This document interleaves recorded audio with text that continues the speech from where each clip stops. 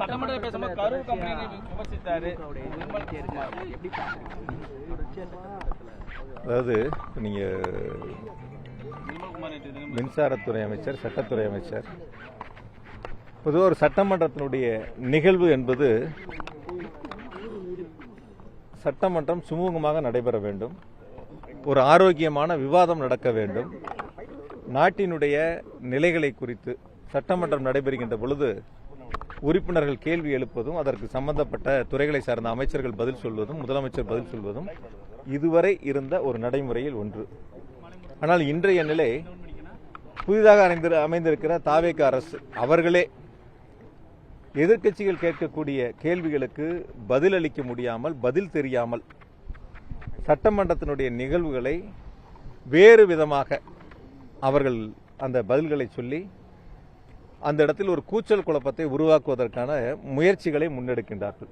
நான் நேற்று என்ன கேட்டேன் மின்சாரத்துறை அமைச்சர்கிட்ட, ஈவியில் 18 ஹார்ட் டிஸ்க் காணாமல் போயிடுச்சு, கண்டுபிடிச்சு 38 ஹார்ட் டிஸ்க்னு சொன்னீங்க, மீதி இருக்கிற 20 ஹார்ட் டிஸ்க் எங்கிருந்து கண்டுபிடிச்சு, என்ன உரிய விளக்கம் இருந்தால் நல்லா இருக்குன்னா அது கடைசி வரைக்கும் ஒரு பதிலே சொல்லலை.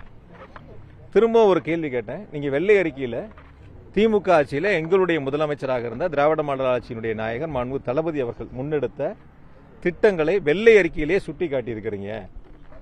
99,000 மின்மாற்றிகள் மாற்றப்பட்டிருக்கின்றன, புதிதாக திமுக ஆட்சியில் அமைக்கப்பட்டிருக்கின்றன, எவ்வளோ லைன்லாம் போட்டிருக்கோங்கிறது நீங்கள் வெள்ளை அறிக்கையிலேயே சொல்லியிருக்கிறீங்க. 14,500 கோடி 2020-21 இருந்த மின்வாரியத்தினுடைய ஓராண்டு கடன் கடந்த 2025-26 933 கோடியாக குறைக்கப்பட்டிருக்கிறது என்பதை வெள்ளை அறிக்கையிலே சொல்லியிருக்கீங்க. ஆக முழுசா வெள்ளை அறிக்கையில் திமுக ஆட்சியினுடைய சாதனைகளை பட்டியலிட்டு சொல்லிவிட்டு, நேற்று சட்டமன்றத்தில் திமுக ஆட்சியில் எந்த விதமான பணிகளும் மின்சார வாரியத்தில் திமுக ஆட்சியில் நடக்கலை என்கிறது போல ஒரு தோற்றத்தை உருவாக்குவதற்கான முயற்சிகளை முன்னெடுத்தாங்க. நான் அதுதான் கேள்வியாக கேட்டேன். இப்போ நீங்களே வெள்ளை அறிக்கையிலே சொல்லியிருக்கீங்கன்னு, இப்போ அதுக்கு பதில் சொல்லணும்.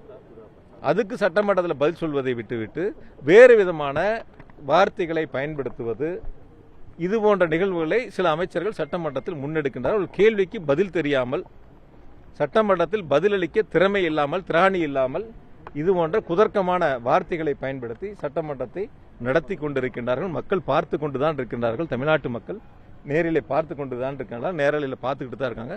உரிய நேரத்தில் மக்கள் அவர்களுக்கு உரிய பதிலை தருவார்கள்.